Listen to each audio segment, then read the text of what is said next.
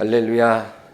오늘 저는 너를 지켜 시험의 때를 면하게 하리라 라는 제목으로 말씀을 나누겠습니다. 교회는 예수님의 몸이고 또 신부라고 성경이 말씀합니다. 이 교회를 향한 주님의 마음이 제일 잘 드러난 것이 계시록 2장과 3장입니다. 7 교회는 모든 교회를 상징합니다. 그 중에서 5개 교회 주님이 회개하라 하십니다. 그러니까 7 교회 중에 5개 교회가 주님 마음에 들지 않는 거예요. 신랑의 마음에 들지 않는 신부인 것입니다. 그리고 오직 2 교회만 온전히 칭찬해 주셨습니다. 그리고 우리가 가야 할 길은 이 5 교회의 길이 아니고 2 교회의 길입니다. 우리 엠마오 교회가 어디 속해 있는지는 모르겠으나 앞으로 우리가 가야 할 곳은 5 교회가 간 길이 아니고 2 교회가 간 길입니다. 이 5개의 교회에 주님이 회개하라고 하신 것은 그들이 순결하지 않다는 것입니다.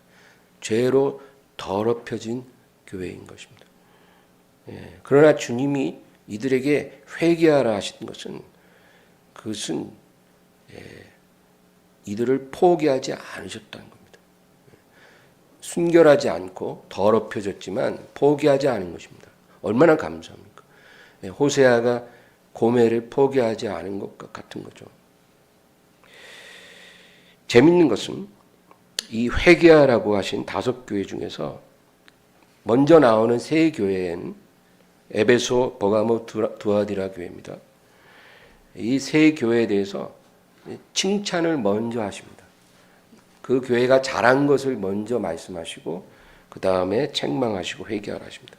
그러니까 이 3 교회는 잘한 것도 있고 잘하지 못한 것도 있는 그런 교회입니다. 아마 대부분의 교회가 그럴 것입니다. 그리고 4번째 회개하라 하신 교회가 사대 교회인데요. 이 교회는 아예 처음부터 칭찬은 없고요. 혹독한 책망을 먼저 하십니다. 뭐라고 책망하시냐면 네가 살았다는 이름은 가졌으나 죽은 자로다. 여러분, 교회가 예수님으로부터 이런 평가를 받는 것은 정말 있을 수 없는 일입니다. 네가 살았다는 이름은 가졌으나 죽은 자로다.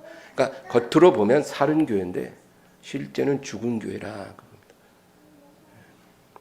내가 너의 행위에 온전한 것을 찾을 수 없다. 그러니까 내가 너희를 칭찬하고 싶은데 칭찬하고 인정해 줄 수 있는 게 하나도 없다는 거예요. 그러니까 이 사대교회는 정말 최악이에요. 그런데 주님이 이렇게 혹독한 책망을 먼저 하신 후에 그리고 뭐라 그러냐면 그러나 너희 교회 안에 옷을 더럽히지 않은 몇 명이 있다는 거예요. 교회는 죽었지만 그 교회 안에 죽지 않고 순결한 성도가 몇 명이 있다는 것입니다. 그래서 그들은 내가 지키리라. 흰옷을 입고 나와 함께 다니리니 합당한 자이기 때문이라. 그렇게 위로를 해주십니다. 여러분, 죽은 교회에도 살아있는 성도는 있을 수 있어요. 그러니까 신앙은 개인적인 것입니다. 내가 다니는 교회가 좋은 교회이면 좋지만 그것보다 더 중요한 것은 내가 살아있냐 죽어있느냐입니다. 우리는 주님 앞에서 집단으로 평가받는 게 아니라 개인으로 평가받는 것입니다. 그 다음에 이제 회개하라 하신 5 교회 중에 마지막 5번째 교회가 라오디게아 교회입니다. 이 교회는 가장 심각한 교회입니다. 여기는 아예 몇 명도 없어요. 몇 명이라도 순결한 성도가 없다는 겁니다. 이 라오디게아 교회는 아예 그냥 전체가 시종일관 주님이 책망하시고 회개하지 않으면 망할 것이라 경고하십니다.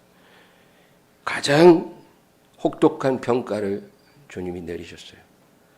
내가 너를 보니 구역질이 난다. 여러분, 주님이 교회의 머리시죠. 그리고 교회의 신랑이십니다. 우리는 주님의 신부죠. 아직 혼인을 안 한 약혼한 신부입니다. 예비 신부예요. 근데 예비 신랑이 예비 신부에게 결혼도 하기 전에 내가 너를 보니 구역질이 나서 토할 것 같다. 그렇게 말한다는 거는요, 이건 엄청난 심각함입니다. 이미 그 결혼은 깨진 거예요. 근데 주님이 라오디게아 교회에 그렇게 심각하게 말씀하십니다. 너와 나의 결혼은 파탄났다. 이 교회의 문제는 계시록 3장 17절 한 절에 딱 요약되어 있습니다. 다 같이요. 내가 말하기를 나는 부자라 부요하여 부족한 것이 없다 하나 내 곤고한 것과 가련한 것과 가난한 것과 눈먼 것과 벌거벗은 것을 알지 못하는도다. 이 라오디게아 교회는요, 자기를 스스로 어떻게 보냐면 나는 부자라는 것입니다. 나는 부유한 자, 부족함이 없다. 그렇게 스스로를 평가했습니다. 실제로 역사상 이 라오디게아 교회는 굉장히 부유한 교회였습니다. 그런데 물질적으로만 풍요로웠던 것이 아니고 영적으로도 부족한 것이 없다라고 자기를 스스로 믿었다는 것입니다. 우리 교회는 모든 것이 다 갖추어져 있기 때문에 부족한 게 없다는 거예요. 모든 사람이 우리 교회를 칭찬하고 있고 하나님도 우리를 인정하시기 때문에 이렇게 축복해 주신 거 아니겠는가, 그렇게 생각했다는 것입니다. 오늘날 교회든 개인이든 이런 생각이 하나님의 백성들 가운데 만연합니다. 내가 하나님께 잘하니까, 아무 문제가 없으니까 지금 이렇게 내 삶이 형통하고 평안한 거 아니겠나, 이렇게 스스로 생각합니다. 또 반대로 어떤 교회나 개인이 혹독한 시험을 당하고 있으면 내가 정말 뭔가 잘못했기 때문에 내가 이런 일을 당하는 거 아닌가, 우리가 그렇게 생각하는 것입니다. 또 남을 볼 때도 우리가 그렇게 본다는 거죠. 물론 많은 경우에 그러한 원인과 결과가 맞습니다. 실제로 이스라엘이 하나님께 거역할 때마다 하나님이 징계하셨죠. 또 순종하면 평안과 복도 주십니다. 그러나 모든 경우에 꼭 그런 것은 아닙니다. 그래서 우리는 우리의 삶에 하나님이 행하시는 것을 영적으로 잘 분별할 수 있어야 하는 것입니다. 근데 이 라오디게아 교회는 너무나 부유하고 또 평안한 교회예요. 교회적으로도 개인적으로도. 그러니까 자기들이 하나님 앞에 흠이 없이 복을 받을 만하다 생각을 한다는 겁니다. 그런데 주님이 이 교회에 뭐라 그럽니까? 너희 곤고하고 가련하고 가난하고 눈멀고 벌거벗은 것을 너희는 알지 못한다. 그러니까 너희가 겉으로 보여지는 것은 굉장히 화려하고 훌륭해 보이나 내가 볼 땐 너희는 영적으로 파산했다. 그 얘기입니다. 너희는 나의 신부감으로 적합하지 않다는 것입니다. 나는 너희들과 결혼을 할 수가 없다는 겁니다. 도저히. 그래서 이 회복불능의 최악의 교회, 칭찬은 1도 없는 그런 라오디게아 교회에 주님이 3가지 회복을 위한 처방을 내리시는 것입니다. 그것이 18절에 나옵니다. 내가 너를 권하노니 내게서 불로 연단한 금을 사서 부요하게 하고 흰옷을 사서 입어 벌거벗은 수치를 보이지 않게 하고 안약을 사서 눈에 발라 보게 하라. 이 한 절에 주님의 3가지 처방이 다 기록되어 있는데요. 첫째는 내게서 불로 연단한 금을 사서 부요하게 하라. 너희 교회의 재정이 넉넉하다고 자만하지 말라. 너희 삶의 물질이 풍족하다고 너희가 온전하다고 생각하지 말라는 것입니다. 너희는 실제로는 가련하고 가난하고 벌거벗었다.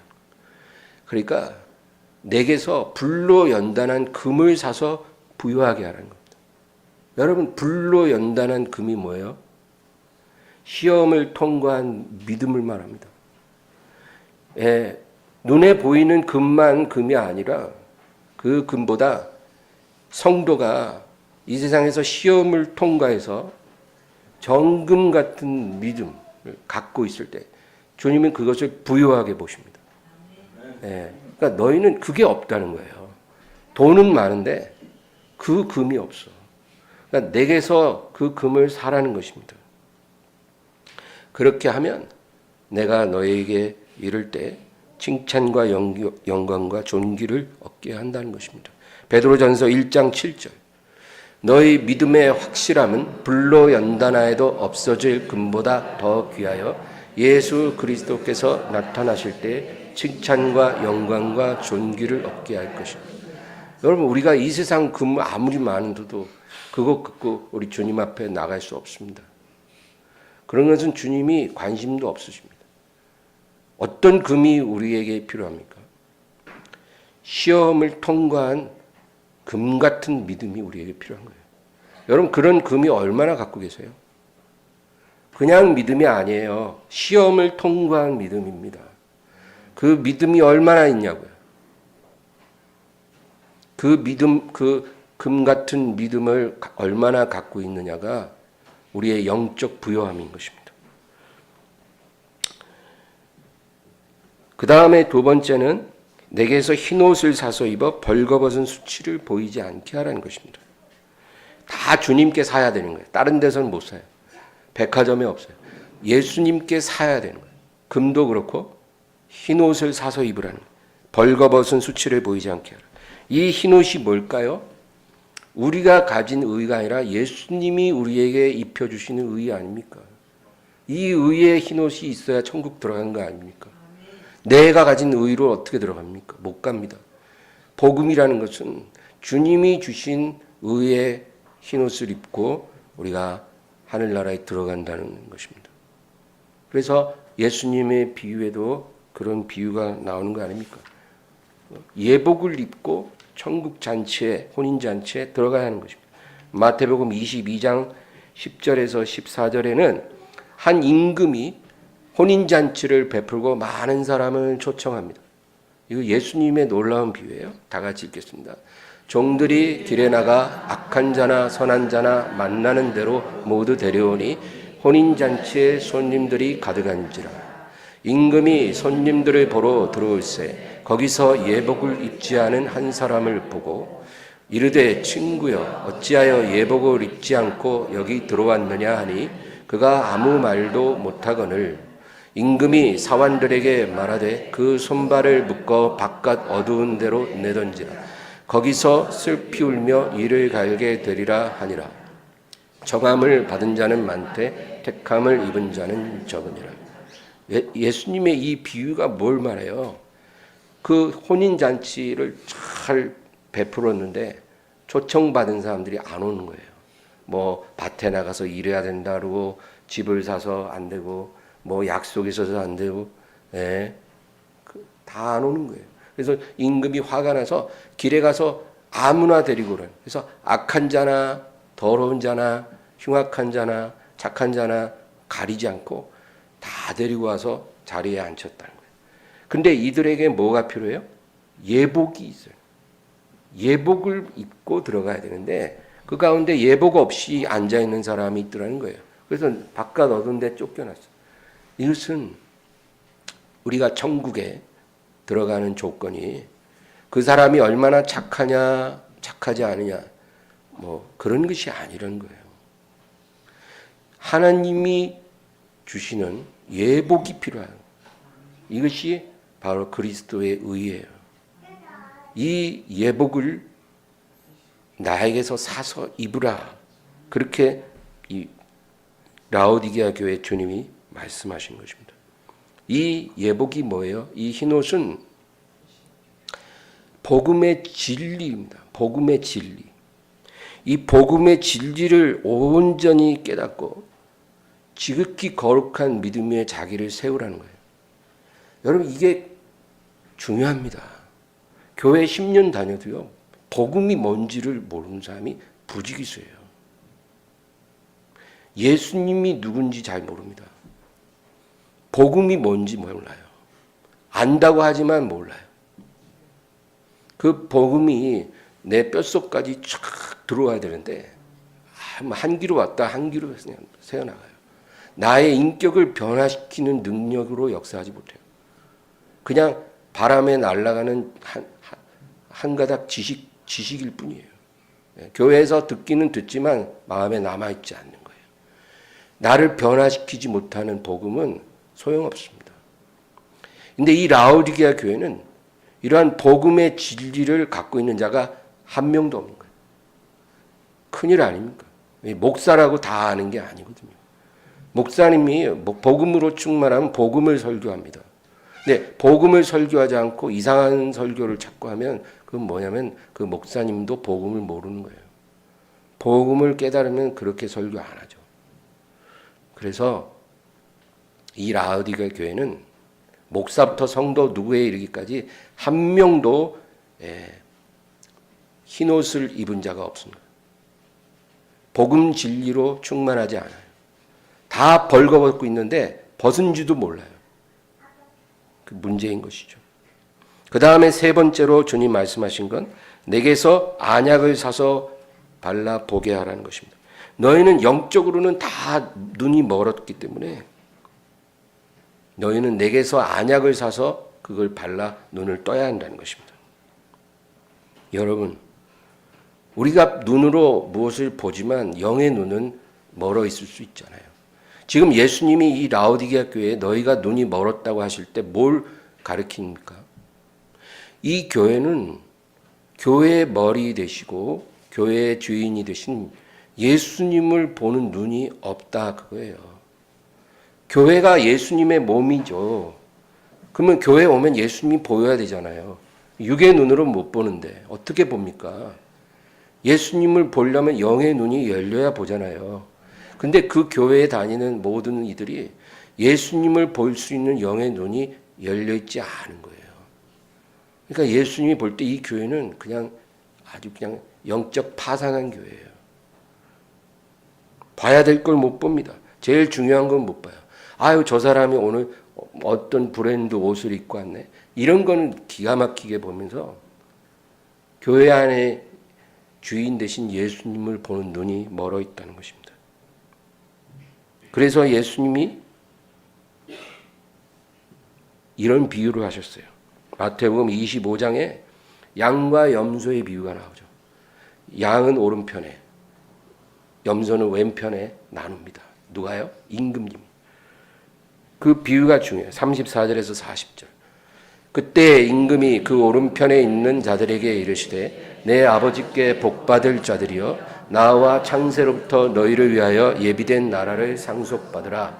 내가 줄일 때 너희가 먹을 것을 주었고 목마를 때 마시게 하였고 나그네 되었을 때 영접하였고 헐벗었을 때 옷을 입혔고 병들었을 때 돌보았고 옥에 갇혔을 때 와서 보았느니라.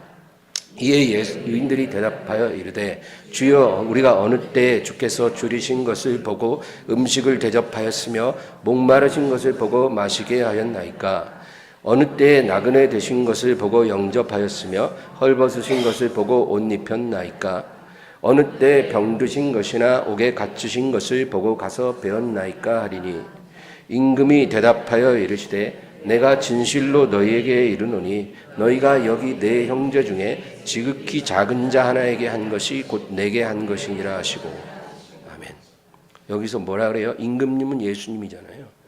그들이 예수님이 뭐라 그래요? 그 오른편에 있는 자들, 양들에게 말씀하십니다. 너희가 여기 내 형제 중에 지극히 작은 자 하나에게 한 것이 곧 내게 한 것이요. 예. 그러니까 여러분, 교회 안에 가장 작은 자를 볼 때 그 사람 안에서 예수님을 볼 수 있는 사람이 영의 눈이 열린 사람입니다. 예수님은 우리가 직접 보는 날은 부활의 날에 봐요. 그러나 지금도 우리가 영으로 볼 수 있는 것은 말씀 안에 답이 있어요. 가장 작은 자 안에서 예수님을 볼 수 있어야 우리가 영의 눈이 열린 사람입니다. 교회 안에 그런 사람이 많으면 그 산교회예요. 그러나 그렇게 영의 눈이 열린 사람이 한 명도 없다. 그 교회는 부끄러운 교회, 죽은 교회입니다. 41절에서 45절. 또 왼편에 있는 자들에게 이르시되 저주를 받은 자들아 나를 떠나 마귀와 그 사자들을 위하여 예비된 영원한 불에 들어가라. 내가 줄일 때에 너희가 먹을 것을 주지 아니하였고 목마를 때에 마시게 하지 아니하였고 나그네 되었을 때에 영접하지 아니하였고 헐벗었을 때에 옷 입히지 아니하였고 병들었을 때와 옥에 갇혔을 때에 돌보지 아니하였느니라 하시니 그들도 대답하여 이르되 주여 우리가 어느 때 주께서 줄이신 것이나 목마르신 것이나 나그네 되신 것이나 헐벗으신 것이나 병드신 것이나 옥에 갇히신 것을 보고 공양하지 아니하였으리까. 이에 임금이 대답하여 이르되 내가 진실로 너에게 이르노니 이 지극히 작은 자 하나에게 하지 아니한 것이 곧 내게 하지 아니한 것이니라 하시니 가장 작은 자에게 하지 않은 것이 내게 하지 않은 것이다. 이 진리를 깨닫고 형제 안에서 예수님을 보는 사람이 영의 눈을 뜬 자입니다. 이게 깨달아지지 않고 교회 아무리 오래 다녀도 가장 작은 자 안에서 예수님을 못 보면 무슨 영적인 소경입니다. 어떻게 해야 돼요? 예수님한테 안약을 사서 눈에 발라서 눈을 뜨라 그것입니다. 그리고 계시록 3장 18절 19절 읽겠습니다. 내가 너를 권하노니 내게서 불로 연단한 금을 사서 부요하게 하고 흰옷을 사서 입어 벌거벗은 수치를 보이지 않게 하고 안약을 사서 눈에 발라 보게 하라. 물은 내가 사랑하는 자를 책망하여 징계하노니 그러므로 내가 열심을 내라 회개하라. 주님 뭐라 그래요? 내가 사랑하는 자를 책망하여 징계한다는 겁니다. 이렇게 완전히 죽어있는 교회라도 주님은 포기하지 않아요. 우리가 이렇게 영적으로 파산해도 주님은 우리를 포기하지 않습니다. 우리가 주님을 포기하기 전에는 주님은 우리를 포기하지 않아요. 끝까지 기다리시고 회개할 수 있는 은혜를 계속 주십니다. 그래서 감사하죠. 내가 갈 때까지 회개하라는 겁니다.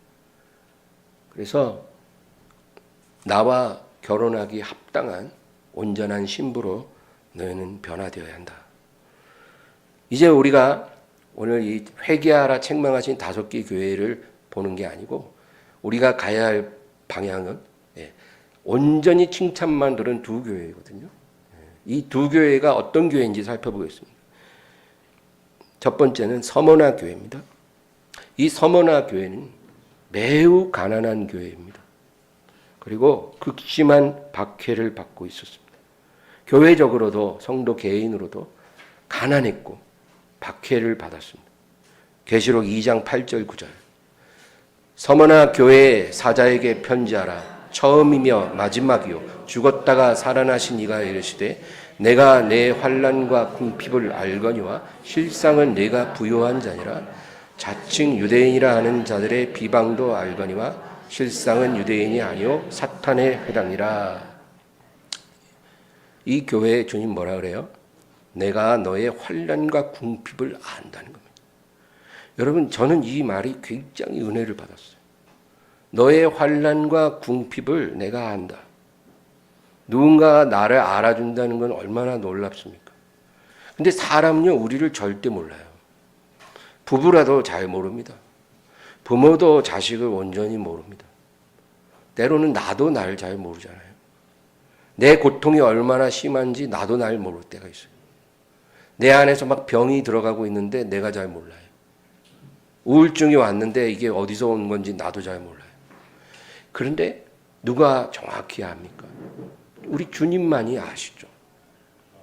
내가 너의 환난과 궁핍을 안다. 네가 고통당하고 네가 궁핍할 때 내가 그것을 다 지켜보았다는 것입니다. 여러분, 우리가 이 세상에서 어떤 고통을 당하는 것은 다 하나님의 허락하심 속에서 일어나는 겁니다. 머리카락 하나도 허락 없이는 안 떨어져요. 참새 한 마리도 허락받지 않고 안 떨어져요. 우리가 그 하나님의 존귀한 자녀인데 하나님의 허락 없이 고통 당하겠냐고요. 하나님이 그것을 허락했기 때문에 우리가 받는 거거든요. 하나님이 그것을 끝낼 때까지는 견뎌야 되는 거거든요. 근데 하나님이 그 과정을 다 지켜보고 있다는 것입니다. 그리고 뭐라 그래요? 실상은 네가 부유한 자라. 아까 그 라오디게아 교회하고 완전히 180도 다른 교회입니다. 라오디게아 교회는 자기들 스스로가 부유한 교회라고, 부족한 것이 없다라고 믿었어요. 그런데 주님은 그 교회를 뭐라 그래요? 네가 얼마나 가련하고, 네가 얼마나 가난하고, 네가 얼마나 눈멀었고 벌거벗었는지를 너는 모른다. 그런 평가를 받았는데, 이 서머나 교회는 반대로 겉으로 볼 때는 굉장히 궁핍하고 극심한 환난 속에 있음에도 실상은 네가 부유한 자라. 주님이 인정해 주시는 겁니다. 우리는 이런 교회가 우리의 비전이 되어야 돼요. 뭐 큰 건물, 많은 재정, 많은 성도, 그런 것이 비전이 되면 안 되고 영적으로 부유한 교회가 되기를 간절히 소망하는 교회가 되어야 돼요. 주님이 우리를 보실 때 네가 실상은 부유한 자라. 서머나 교회가 우리의 비전이 되어야 되는 것입니다. 이러한 교회 위에 주님이 어떤 열매를 주시는 것은 그것은 주님이 하실 일이지 우리가 관여할 일이 아니에요. 그 다음 10절 보겠습니다. 너는 장차 받을 고난을 두려워하지 말라. 볼지어다 마귀가 장차 너희 가운데서 몇 사람을 옥에 던져 시험을 받게 하리니 너희가 10일 동안 환난을 받으리라. 네가 죽도록 충성하라. 그리하면 내가 생명의 관을 네게 주리라. 그런데 참 놀라운 건 이제 곧 너희의 고난이 끝나리라 이렇게 말씀하시는 게 아니고 앞으로 장차 받을 고난을 두려워하지 마라. 너에게 아직 남아있는 시험과 환난이 있지만 너는 오직 나에게 죽도록 충성하라. 이게 뭐예요? 죽도록이란 말은 목숨 걸어라는 거예요. 장차 당할 환난을 두려워하지 말고 고난을 두려워하지 말고 목숨 걸어라. 순교 각오하고 내게 죽도록 충성하라. 그러면 내가 생명의 면류관을 주라. 이 면류관은 언제 써요? 우리가 주님 앞에 설 때 쓰잖아요. 그러니까 네가 이렇게 하면 최후의 승리자가 될 거라는 거예요. 이게 중요한 거예요, 여러분. 오래가는 놈이 강한다 뭐 이런 말 있잖아요. 예, 주님 앞에서 면류관 쓰는 놈이 승리자예요. 예, 이 세상에서 좋은 차 타고 좋은 집 살고 여러분 그런 거 부러워하지 마세요. 우리 안에 그런 거 부러워하는 마음이 점점 줄어들어요. 그게 영성이에요. 그게 여러분 신앙의 성장입니다. 예, 다른 거 아니에요. 뭐 교회 많이 나가고 뭐 교회에서 많은 일 하고 헌금 많이 내고 이런 게 우리를 말해주는 게 아니고요.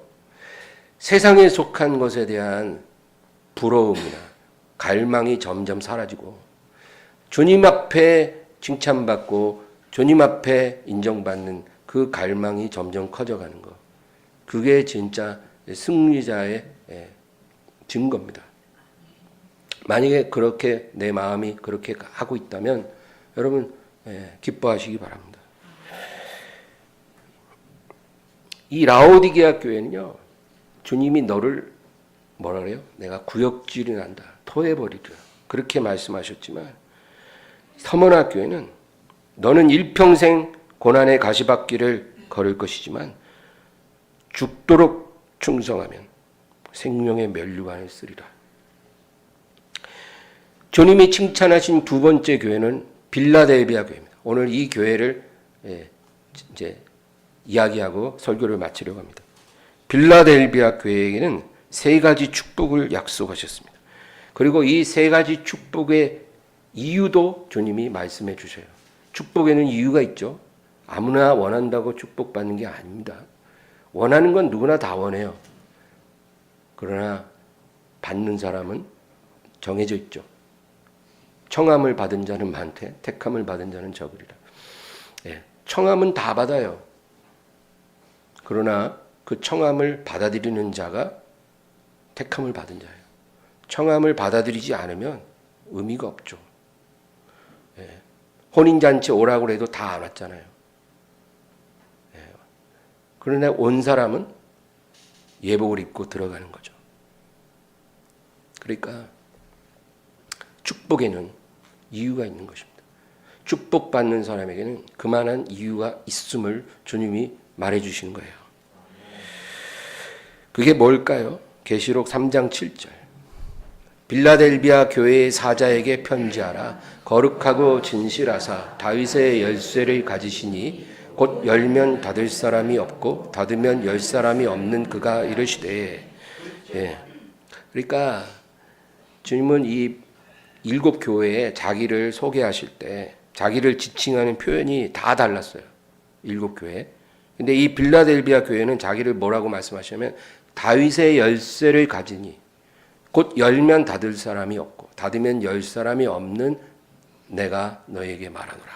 그거예요. 그리고 나서 8절에 이제 첫 번째 약속을 하십니다.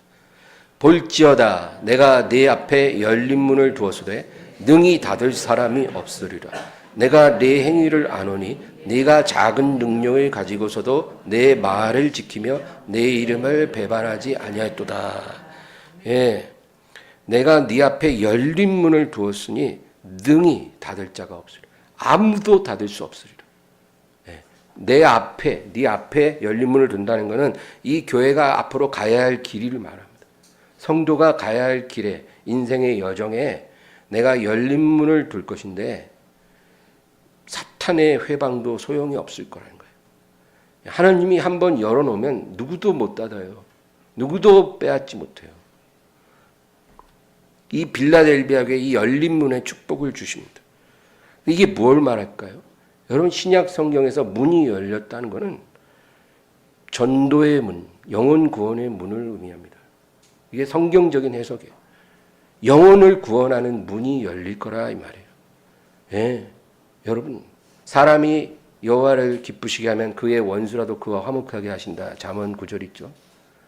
하나님을 기쁘시게 하면 절대로 화해할 수 없는 사람과 화해하는 역사를 이루어 주신다.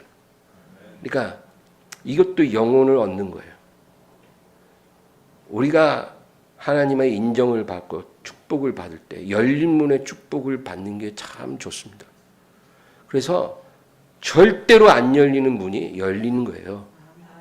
사람의 힘으로 용을 써도 능으로 힘으로 안 되는데 그 문이 열리는 거예요. 이거는 하나님이 열어야 열리지 우리 힘으로 못 열어요. 대통령도 못 열어요. 이 문을 열어주신다는 거예요. 그렇게 아무리 전도하고 기도해도 안 되던 남편, 자녀들 하나님 구원해 주시는 거예요. 그렇게 안 되던 사업이 되게 해주시는 거예요. 그렇게 안 고쳐지던 그 지병이 낫는 역사가 일어나요. 30년, 38년 병자 주님 찾아오시니까 낫잖아요. 이게 열린 문이에요. 내 힘으로 못 여는 문을 하나님이 열어주시겠다. 그겁니다. 고린도후서 2장 12절. 내가 그리스도의 복음을 위하여 두로아의 이름에 주 안에서 문이 내게 열렸으되. 여기서도 문이 무엇을 의미합니까? 주님이 열어주시는 문이에요. 이 문을 안 열리면 못 가요. 바울도. 위대한 사도도 할 수 있는 게 없어요. 골로새서 4장 3절 4절. 또한 우리를 위하여 기도하되 하나님이 전도할 문을 우리에게 열어주사 그리스도의 비밀을 말하게 하시기를 구하라. 내가 이 일 때문에 매임을 당하였노라. 그리하면 내가 마땅히 할 말로써 이 비밀을 나타내리라. 바울도요 성도들에게 기도 부탁하잖아요. 하나님이 전도할 문을 열어주시도록 기도해 달라는 거예요. 하나님이 먼저 가셔서 열어주셔야 내가 영혼을 수확할 수 있다 그거죠. 우리 인생도 마찬가지예요. 하나님이 문을 열어주셔야 되거든요. 뭐가 됐든. 그런데 이 문을 누구나 다 원하지만 하나님께서 어떤 사람에게 주시냐. 우리 계시록 3장 8절 다시 보겠습니다. 볼지어다 내가 내 앞에 열린 문을 두었으되 능히 닫을 사람이 없으리라. 내가 내 행위를 아노니 네가 작은 능력을 가지고서도 내 말을 지키며 내 이름을 배반하지 아니하였도다. 그 이유는 네가 작은 능력을 가지고서도 내 말을 지키고 내 이름을 배반하지 않았기 때문이다. 여러분, 작은 능력이 뭘까요? 이 빌라델비아 교회는 교인 수도 적고 교회 규모가 작은 교회인 것입니다. 작은 교회. 그리고 성도들도 다 연약함 속에 있었어요. 하나님이 각 사람에게 가시를 다 주시거든요. 누구에게나 가시가 있어요. 그 가시로 인해서 우리가 약함이 있는 것입니다. 예. 그래서 약함을 자랑하고 내가 약한 데서 하나님의 능력이 온전해지고 그럴 수 있다는 것을 우리가 깨달아야 되죠. 그래서 하나님이 약함을 주셔요. 하나님이 우리 안에서 커지시기 위해서 우리는 약해져야 되는 거예요. 그러니까 우리 생각과 다른 거죠. 우리는 내가 강해야 내 안에 하나님도 강하게 될 거라고 우리는 생각해요. 내가 뭔가가 더 채워져야 내가 하나님을 위해서 더 많은 것을 할 수 있을 거라고 생각을 해요. 환경적으로, 물질적으로, 건강으로 뭔가가 더 좋아져야 내가 더 많이 할 수 있을 거라고 생각해요. 근데 그건 내 생각이지 성경적으로는 틀린 말이에요. 우리의 약함을 통해서 내 능력이 온전해진다고 하나님 말씀하시잖아요.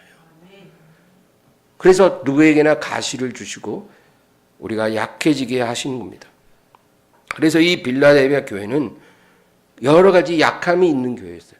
대부분의 성도들이 생업에 종사하기 때문에 매일 모이고 싶어도 모이기가 어려운 교회일 수도 있어요. 시간이 부족하고 몸이 고단해서 많은 시간 하나님 앞에 모여 기도하고 성경 공부를 하기가 어려울 수도 있어요.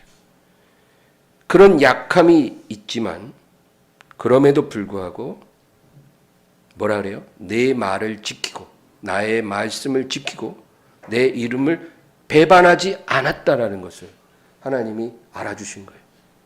그래서 열린 문의 축복을 약속해 주신 겁니다. 내 말을 지켰다는 것은 하나님 말씀에 순종하는 것을 삶의 가장 중요한 것으로 여겼다는 겁니다. 예, 우리에게 제일 중요한 게 뭡니까? 내 가정의 행복입니까? 내 꿈을 이루는 겁니까? 그거는 믿지 않는 사람들도 똑같아요. 다르지 않아요. 하나님의 자녀는요, 우리에게 제일 중요한 것, 우리의 목숨을 죽어도 바꿀 수 없는 중요한 가치가 있어야 돼요. 그게 뭘까요? 하나님의 말씀을 지키는 것입니다. 예. 하나님의 말씀을 순종하는 것이 내 삶의 제일 우선이 돼야 돼요. 그것을 위해서는 다른 건 다 희생되어져야 돼요. 우리가 이런 각오로 사는 게 열린 문의 축복을 받을 자격이 되는 거예요. 많은 사람들은 이렇게 살려고도 하지 않으면서 열린 문을 달라고 그렇게 기도를 해요. 목사님 앞에 찾아와서 열린 문을 달라고 기도해 달라고. 문제 해결해 달라고 목사님 기도해 달라고.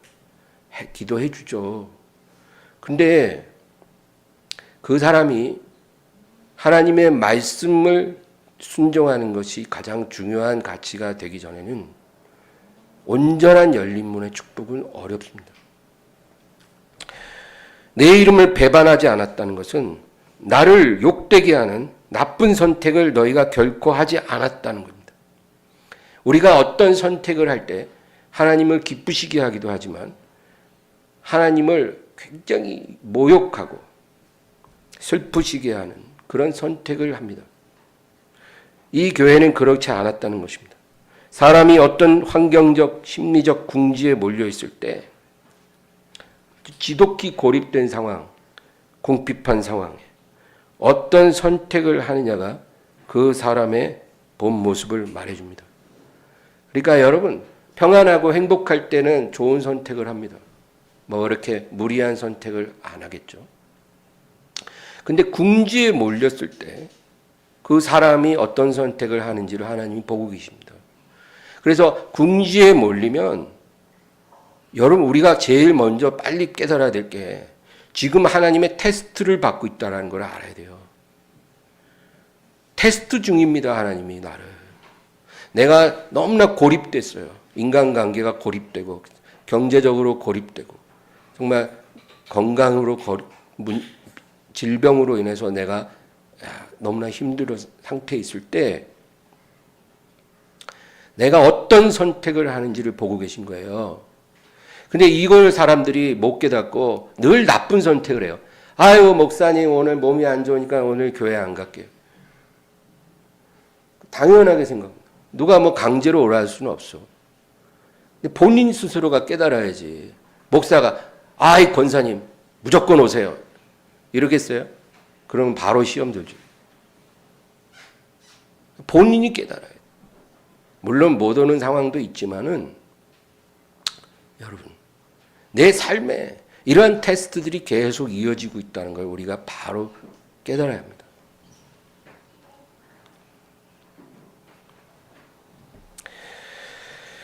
두 번째 약속은 9절입니다. 9절.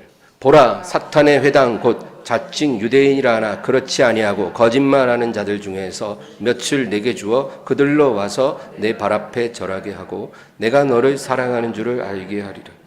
빌라델비아 교회를 박해하던 몇 명의 유대인들이 네 발 앞에 엎드리게 하여 내가 너를 사랑하는 줄 알게 하리라. 하나님은 때로는 우리에게 하나님이 우리를 사랑하신다는 증거를 보여주신다는 것입니다. 그래서 우리를 위로하십니다. 내가 하나님의 사랑을 받고 있다는 것을 하나님이 알려주십니다. 이거를 은총의 표징이라고 그래요. 그래서 하나님께서 그러한 일들을 우리 삶에 주시겠다는 겁니다. 아까 열린 문하고 같은 맥락입니다. 이제 세 번째 약속입니다. 10절. 네가 나의 인내의 말씀을 지켰은즉 내가 또한 너를 지켜 시험의 때를 면하게 하리니 이는 장차 온 세상에 임하여 땅에 거하는 자들을 시험할 때라. 네가 나의 인내의 말씀을 지켰다는 겁니다. 여러분, 이 인내의 말씀이 뭘까요? 하나님의 모든 말씀 중에서도 인내의 말씀이라고 합니다. 그것은 예수님의 재림을 믿는 것을 말합니다. 예수님의 재림이 우리에게 뭘 의미하여? 우리의 모든 고난과 인내가 보상받는 날입니다. 우리의 모든 믿음의 여정이 결실을 맺는 날이에요. 그날이 바로 예수님이 재림하시는 날입니다. 그래서 그 재림을 믿는 사람은 이 세상에서 승부를 보려고 하지 않아요. 하나님의 응답이 늦어져도 절망하지 않아요. 왜? 재림의 날에 한꺼번에 응답이 올 것을 믿기 때문이에요. 이게 진짜 믿음이에요, 여러분. 막 하나님 6개월 안에 응답해 주세요. 이런 기도를 많이 하죠. 그러나 때로는 하나님이 우리가 원하는 대로 안 주십니다. 우리에게 필요한 것은 하나님을 우리 뜻대로 바꾸는 게 아니고 하나님이 주신 인내의 말씀을 깨닫는 거예요. 성경에는 예수님의 재림에 대한 소망의 말씀으로 가득합니다. 신약 성경은 재림을 소망하는 말씀으로 충만한 것이에요. 우리가 이 인내의 말씀을 믿고 기다릴 수 있어야 하는 것입니다. 어떤 성도라도 이 인내의 말씀을 지키지 못하면 그 사람은 결코 참 성도가 될 수 없습니다. 신랑을 기다리는 참 신부일 수 없어요. 여러분, 결혼식을 기다리지 않고 신랑을 기다리지 않는 신부가 신부일 수 있나요? 약혼한 신부가 결혼식과 신랑을 기다리는 마음이 전혀 없다면 결혼할 준비가 안 된 거죠. 마찬가지예요. 우리가 예수님의 재림을 기다리지 않고 예수님 만날 날을 사모하지 않고 있다면 우리는 지금 신부가 될 자격이 없는 거예요. 그래서 이 빌라델비아 교회에 주님 뭐라고 하십니까? 내가 또한 너를 지켜 시험의 때를 면하게 하리니 이는 장차 온 세상에 임하여 땅에 거하는 자들을 시험할 때라. 그러니까 온 세상에 거하는 자들을 시험하는 그 시간에 너희를 면제해주고 내가 그 전에 너희를 취하여 가리라. 그 약속인 거예요. 아까 서머나 교회는 장차올 환란을 두려워하지 말라 그랬잖아요. 이 서머나 교회에게 예비된 환란하고는 다른 겁니다. 그 환란은 서머나 교회에게만 주어진 환란을 말하는 거고, 이 빌라델비아 교회에게 면제해 주겠다는 환란은 온 세상에 임할 대환란을 말하는 것입니다. 여러분, 그런 날이 올 거라고 성경은 분명히 말해 주잖아요. 적그리스도가 등장을 하고 666 시스템이 시행이 되고, 거기에 순종하지 않는 자, 짐승의 표를 받지 않는 자들은 무차별로 학살하고, 전 지구적으로 많은 자연재해와 전쟁과 기근과 전염병이 동시다발적으로 임해서 지구상에 거하는 대부분이 멸절되는 그런 대환란이 있다는 거예요. 그런데 이 빌라델비아 교회에 주신 약속은 뭐예요? 네가 나의 인내의 말씀을 지켰기 때문에 그 때를 내가 면하게 해주리라. 이것은 복된 휴거의 소망을 우리에게 말합니다. 이 시험의 기간에 대해서 솔로몬이 성령의 감동에서 이런 말을 해요. 전도서 3장 18절. 전도서 3장 18절 말씀 없나요? 내가 내 마음속으로 이르기를 인생들의 일에 대하여 하나님이 그들을 시험하시리니 그들이 자기가 짐승과 다름이 없는 줄을 깨닫게 하려 하심이라 하였노라. 하나님을 순종하지 않는 죄인들이 그날에 자기가 짐승과 다르지 않다는 것을 깨닫게 하는 날이 될 거라. 그러니까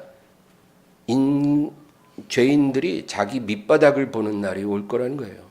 그것은 어느 나라에 임하는 게 아니라 전 지구적으로 그런 날이 이를 것이다. 그러나 하나님의 자녀들, 인내의 말씀을 지킨 자들에게는 이 시간을, 시험의 때를 면하게 하리라. 오늘 우리는 7 교회를 사랑하시는 주님의 마음을 살펴보았습니다. 특별히 주님이 칭찬해 주신 2 교회를 우리는 주목해야 하고요. 네가 실상은 부요한 자라는 이 칭찬과 인정이 우리에게 필요합니다. 이것을 사모하기 바라요. 하나님, 제 한번 부자 한번 되게 해주세요. 이런 기도는 이제 그만하세요. 그거는 참으로 어리석고 철없는 기도예요. 하나님, 제가 하나님 앞에 실상 부유한 자가 되기를 원합니다. 내 영혼이 예수님의 영광으로 가득하고 하나님이 기뻐하시는 그런 사람이 되기를 원합니다. 네가 내 말을 지키고 내 이름을 배반하지 않고 내가 준 인내의 말씀을 지켰으므로 내가 너에게 열린 문과 너를 사랑한 줄 알게 하는 표적과 너를 지켜 온 세상에 임할 시험의 때를 면하게 하는 그 약속을 주노라. 주여, 이 빌라델비아 교회의 축복이 우리 엠마오 교회의 축복이 되고 이 자리에 있는 여러분의 축복이 되기를 주의 이름으로 축원합니다. 하나님 아버지, 감사합니다. 찬양합니다. 오늘 말씀으로 저희들을 붙드사 아버지 하나님, 우리의 삶에 우리가 갈망하는 소망이 변화되게 하여 주시옵소서. 참으로 성경 말씀에 깊이 깨달음이 있게 하시고 진리로 자유함을 얻게 하여 주시옵소서. 예수님의 이름으로 기도합니다. 아멘. 찬양하고 기도하겠습니다.